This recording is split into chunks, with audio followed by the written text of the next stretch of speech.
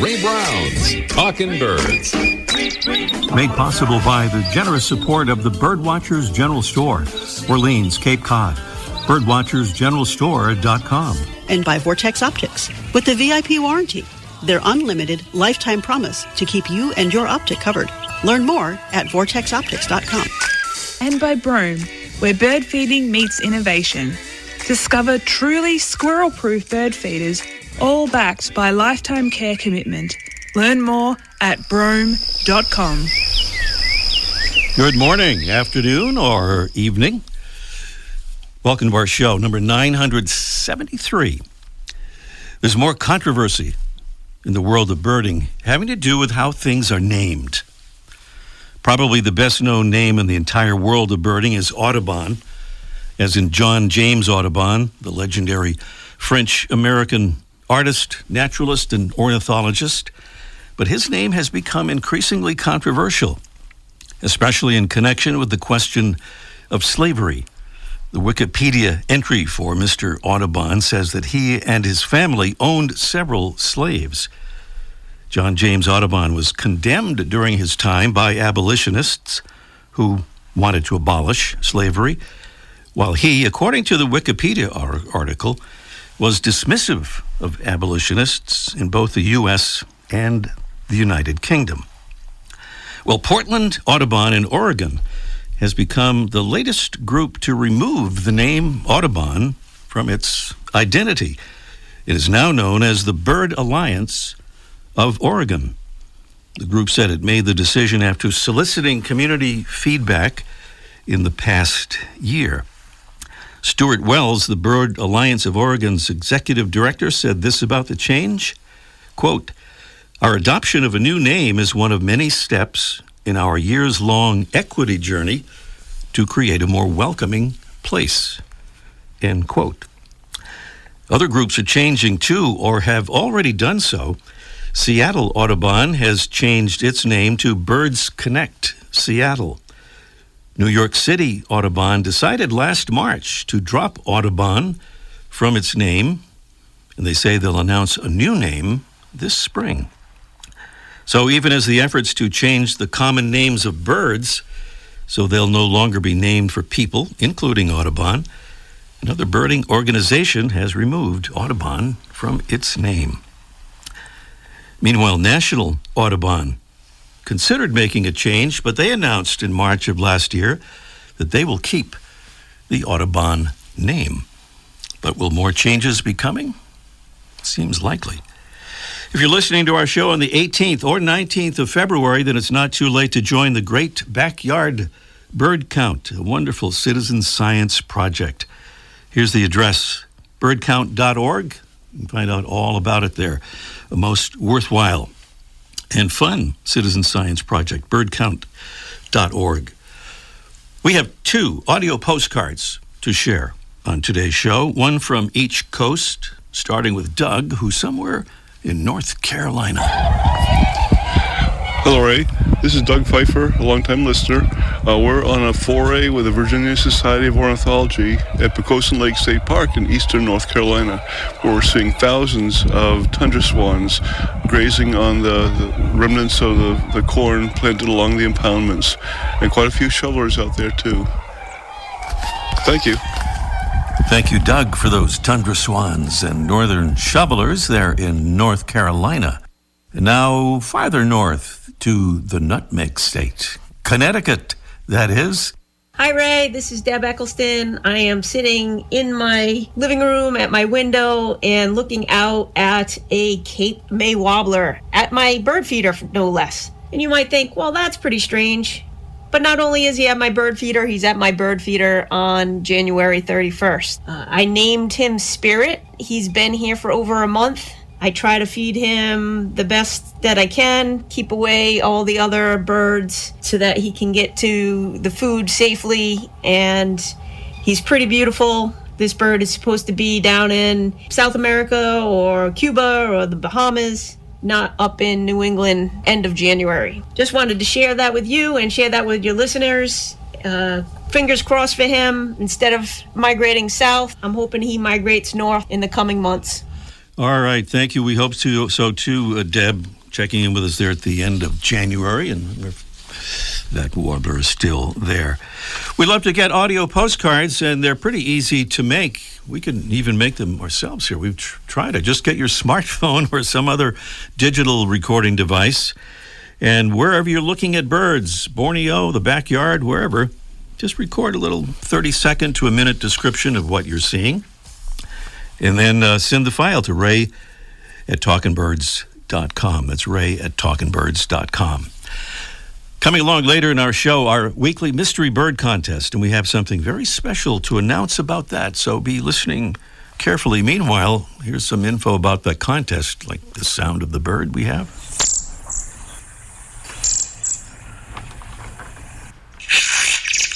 A pretty quiet bird, except when it's doing those alarm calls there.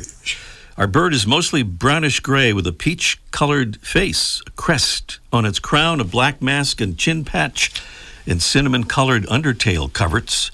It has a grayish belly and small red spots on its secondary feather tips. Our bird is an irregular winter visitor from the far north, mostly to states and provinces along the U.S.-Canada border, especially west of the Dakotas. Beautiful prizes on our contest today, including something, as we alluded to, extra special. We'll start off with that mega 600 feeder from Brome Bird Care, and then add some beautiful pop-up floral bouquets that are wilt-proof and crafted to last a lifetime from our friends at Fresh Cut Paper. All coming along on the actual mystery bird contest, coming along in just a little bit.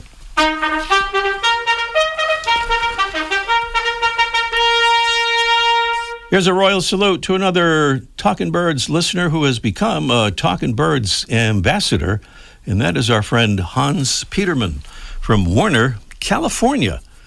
Hans is doing a lot of good work, and we can't see the screen that says exactly what that work is, but we're going to clarify that next week and give a little extra shout-out to Hans for becoming a Talkin' Birds ambassador, which is so easy to do. All you have to do is go to talkingbirds.com and click on the tab up at the top of the page that says Get Involved for our ambassadors program. We're happy to say, more than 850 Talkin' Birds ambassadors in that family now. Still to come today, we'll talk with our friend David Clapp, who's returned home from a trip to Sax-Zim Bog in northeastern Minnesota. Also today, Mike O'Connor will join us for a Let's Ask Mike segment almost live from the archive. So that means we'll avoid any nasty confrontations between those two feuding fellows. And up next, another somewhat misnamed bird is today's featured feathered friend.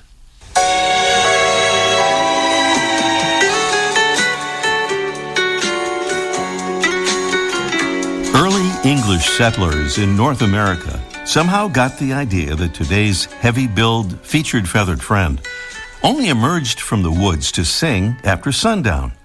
So they called it the evening grosbeak. French settlers, noting the bird's irregular appearances and that stout beak, gave it an accurately descriptive name, le gros bec errant, the wandering big bill. Although the evening grosbeak is a songbird, it isn't really a singer. It has no complex song to attract a mate or defend its territory, only a series of sweet notes and chips.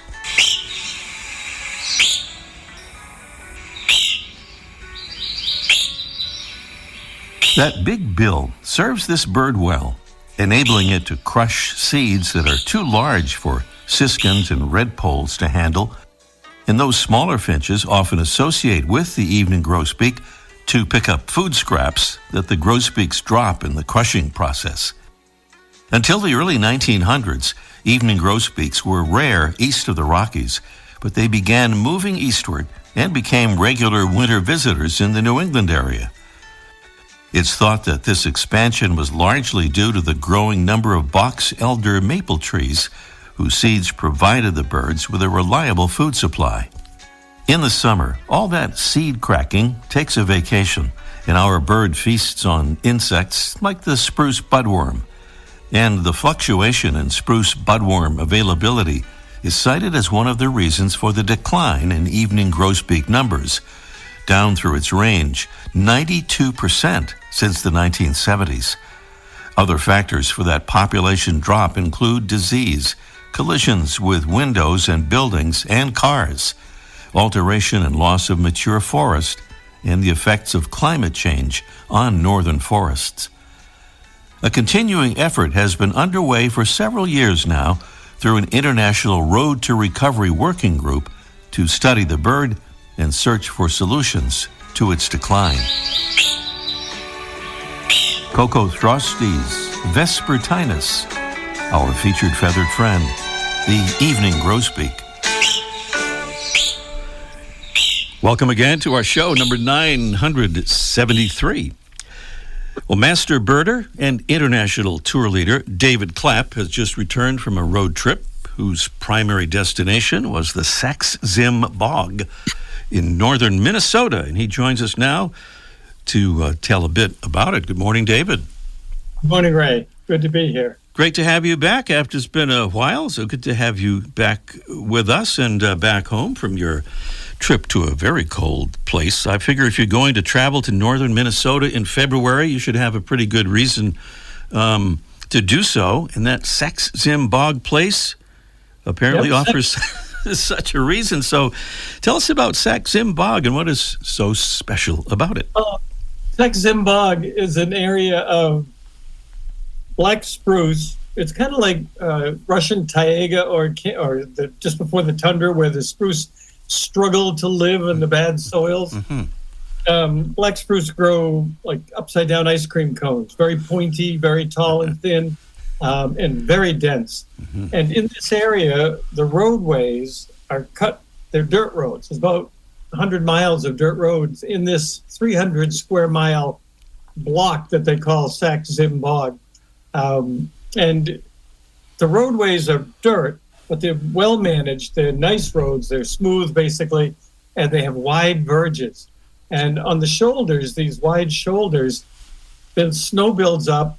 The great gray owl, particularly, hawk owl, boreal owl, some of the really Arctic type birds come down and feed in that snow along the edge of the road. And this is a place that you go in the winter, partly to experience temperatures well below zero, and partly to look for great gray owl, hawk owl, boreal owl, Bohemian waxwings, and so on. So it's not just to freeze and to look at upside down trees and dirt roads. There's more to it than that, clearly. No, it surprised me. It surprised me, actually. Wherever the land went up a little bit or wherever it was well drained, there was a great deal of agriculture in the area. Corn, looked like turf farms. It could be good birding all year long when the migrating shorebirds are going through, or when small birds are passing up into the boreal forest. It looked like a great area to be in as a naturalist. Well, you mentioned great gray owl. I think you didn't have good luck spotting that bird and some others, but you got some. The first morning, we've all been to LLB, but we should have bought stock in LLB. And everybody's got new coats, new pants, new hats. we drive up there. It's about 28 degrees. And the owls, of course, are not struggling because there's no snow in the forest. They don't have to come to the road edges.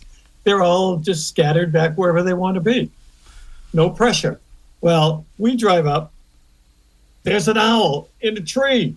We pull over just as we come to a rolling stop. The owl flies off into the forest. One guy, John, congratulations, John.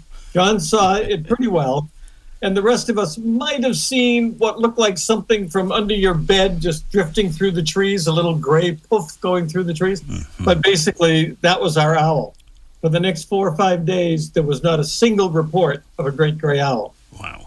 It was sad, but there's so many other good things to see. We had wonderful looks at a hawk owl, which is a great bird. We found Bohemian waxwings, pine grosbeaks, three-toed woodpecker, So lots of consolations for missing that great gray owl. Absolutely. David, in one of your trip notes, you concerned the lack of snow and the mild temperatures up there. I think you said your guide had never seen the bog in this state. Is that right? No, that's true. We were with a company called Red Hill Birding, and we had a fellow from Chicago, Adam Sell, who took us out. And he's been doing this same trip basically for at least 10 years. And we had rough-legged hawks, which usually breed to the north, up in the tundra, the treeless areas, and then fly over Minnesota to winter in the plains states. And we had half a dozen every day, probably, that were feeding in and around this area because it was not snow-covered. Mm-hmm. Our temperatures would begin the day between 20 and 25 and get up to maybe 34 to 38 during the course of the day. We did not have that below zero, freeze your nostrils kind of weather. Quite surprising. Quite surprising, I guess. Indeed. Not much time left, David, but I know you made some other stops along your trip from Cape Cod to northeastern Minnesota. Could you give us a couple of highlights on there? The lovely Francis and I drove through New York, Pennsylvania, Ohio, Indiana, Illinois, reaching Wisconsin at the very southern edge. And to get to Duluth, Minnesota, which is basically on the edge of Wisconsin, not really in Minnesota, you drive diagonally north-northwest through Wisconsin. And we stopped at Sault City, and we had a bird that only lives in the St. Louis area. We had lots of tundra swans and whooper swans. And then on the way home, we tried to get into Montezuma Wildlife Refuge near Rochester, New York. Full of birds, but the drive was not open, so we really couldn't enjoy it. It's a great drive. It's a great country to go birding. Anywhere is bird country. Mm-hmm. Enjoy it. That's our well-traveled friend, David Clapp. And before you go, David, how do folks follow you and keep up to date on stuff you're doing? I've had a blog called On the Road with DEC, which covered a lot of my Africa stuff in Galapagos and New Zealand and Australia and that. And I've been very, very poor at keeping it up. This will be an impetus, right? On the Road with DEC will be a very active blog from now on. All right, On the Road with DEC. It is, and DEC, if I'm not mistaken, stands for David E. Clapp. And David Emerson Clapp. Yeah. David Emerson. Oh, we'll have to talk more about that middle name sometime. Thank you, David. Pleasure. David Clapp with us here on Talking Birds. And up next, it's our Mystery Bird contest and some very special contest today in just 1 minute. The flutter of a tail feather, the flash of a wing bar in mid-flight. You don't always have a lot of time to identify a bird in nature, let alone to appreciate its beauty. But with Vortex Optics, you'll have the power to bring every wild moment closer. When you choose Vortex, you're choosing to have a partner in the field as passionate about nature as you are. Whether you're spotting old friends on the backyard feeder or packing for a once-in-a-lifetime trip to add a few species to your life list, Vortex offers a full range of optics and optics accessories for every birder and every budget. And whether the birds are taking you to another state or another country, you're always covered by the Vortex VIP warranty, an unlimited lifetime promise to keep you and your optic covered. If you'd like to learn more, or if you need help choosing your next optic, give Vortex a call at 1-800-4VORTEX or visit vortexoptics.com. There's our mystery bird, but listen, there's more.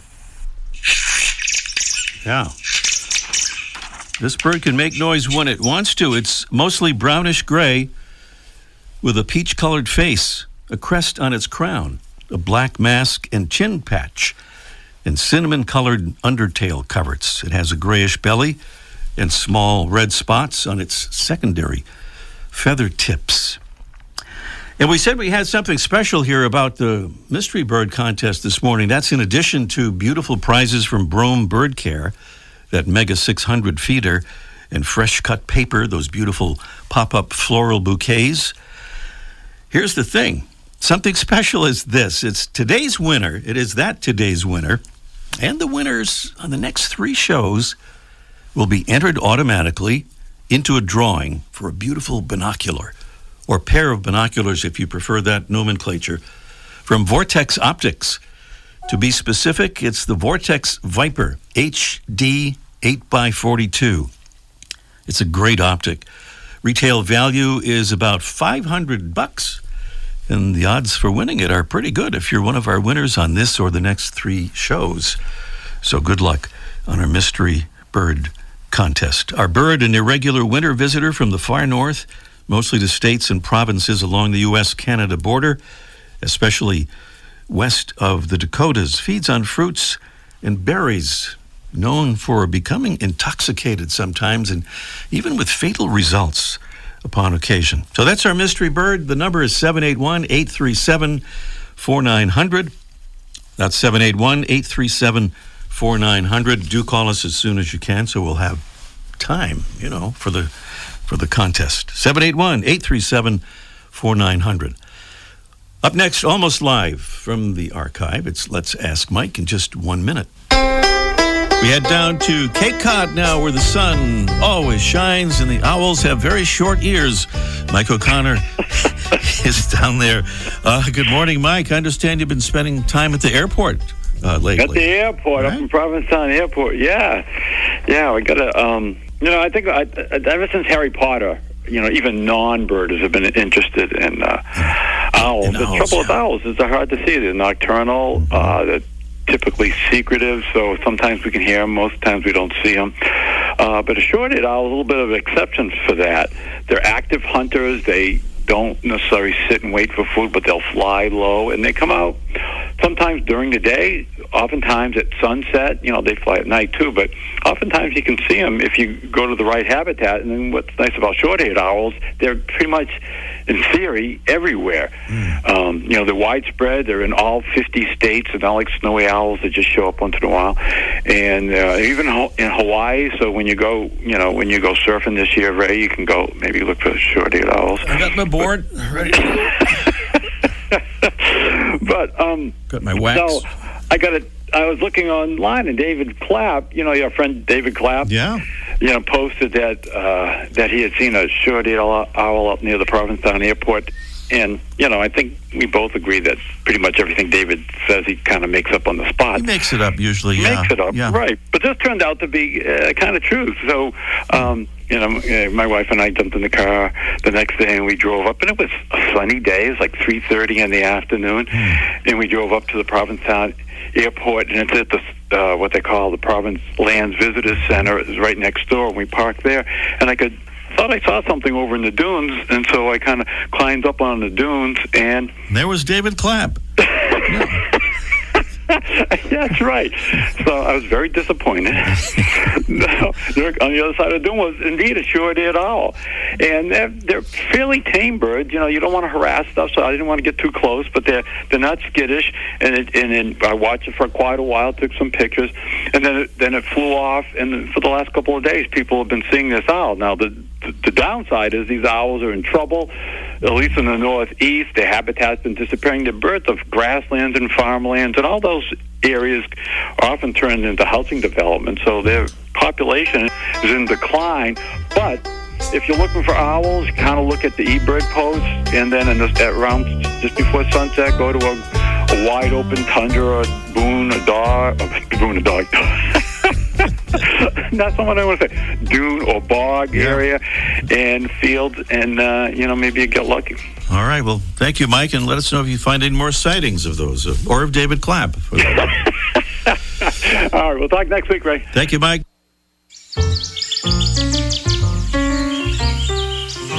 Welcome to a world where bird feeding is enjoyable for both you and your feathered friends.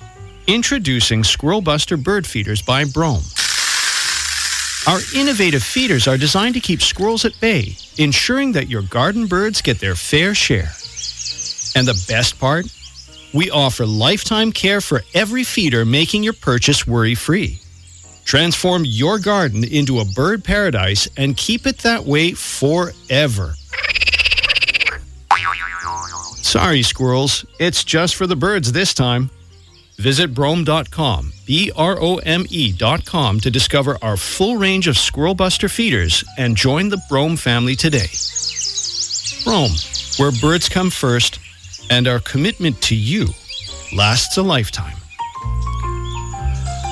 All right, we've reconfigured our configuration here. We're back on the Mystery Bird contest, that is, at 781-837-4900. We have a couple of base staters here, starting with Kevin in Scituate, Massachusetts. Hello, Kevin. Hello. Hi, how are you? I'm well. How are you, Kevin? Great. All right. What do you think about our Mystery Bird? Well, I'm saying cedar waxwing. Cedar waxwing, I think we'd have to say, well, apparently that's not correct. It sounded like could have been almost the right answer there, but not quite, as they say in the horseshoes and all that. But thank you, Kevin. All right, thank you. All right. Have a good day. You too. Let's try Darlene in Ocean Bluff, Massachusetts. Hello, Darlene. Good morning, Ray. Good morning. What do you think, Darlene, about that mystery bird there? I think it's a Bohemian waxwing. Bohemian waxwing. Certain authority in your voice on that one, Darlene, I think. Yes, a Bohemian waxwing is right. Congratulations on that. Thank you so much. And you know, if we can find it, we have a bonus question here. We're having a little trouble finding things today, but generally we eventually find the things, and I think it is here. And this has something to do with something in the news. When we hear the word Sora, we think of a secretive marsh bird with a bright yellow bill. But the name Sora has now been applied to something quite different. What is this thing called Sora? A, it's a new Broadway play celebrating Korean culture. B, it's a new electric vehicle from the makers of Hyundai and Kia. Or C, it's a new artificial intelligence model from OpenAI. So 3 possible things there. What do you think? I'm thinking B. B. The electric vehicle. Electric vehicle is not exactly what it was there. No, that seems like a reasonable guess, but it's actually a new artificial intelligence model from OpenAI. A lot of people are kind of scared of it. But there it is. But Darlene, you were the winner of that. you finally got a buzzer there. I'm sure you're glad. I had to wind it up. Yeah, I had to get that thing ready. Darlene, stay on the line and we'll get your info and send you those prizes. Well, thank you so much, Ray. Thank you. Have a great day. Thanks, Darlene, correctly identifying the Bohemian waxwing as our mystery bird. That almost puts us out of time for this morning. I think David Clapp is still on the Zoom there. Is he? I'm not sure. I thought I saw him pop up there again. Are you there, David? I guess not. It's just his Zoom is showing up there. Well, next week we have another very special guest, and his name is Gino Ellison. And if you've listened to our show at all in the last few months, you've heard Gino on with us.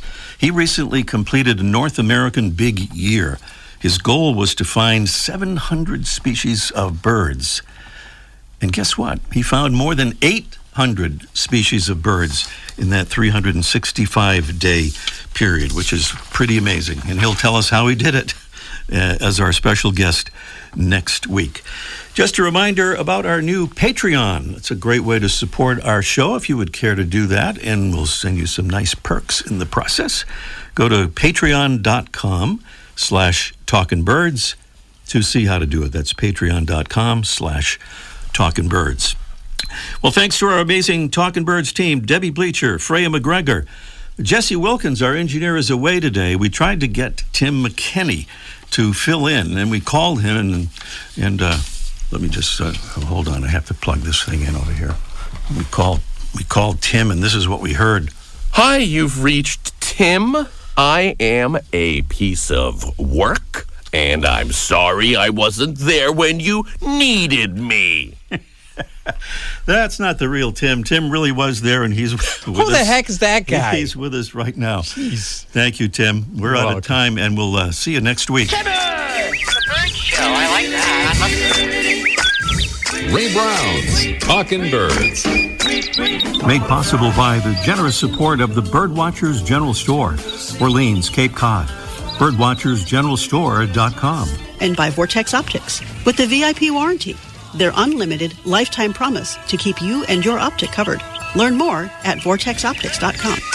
And by Brome, where bird feeding meets innovation. Discover truly squirrel-proof bird feeders, all backed by lifetime care commitment. Learn more at brome.com.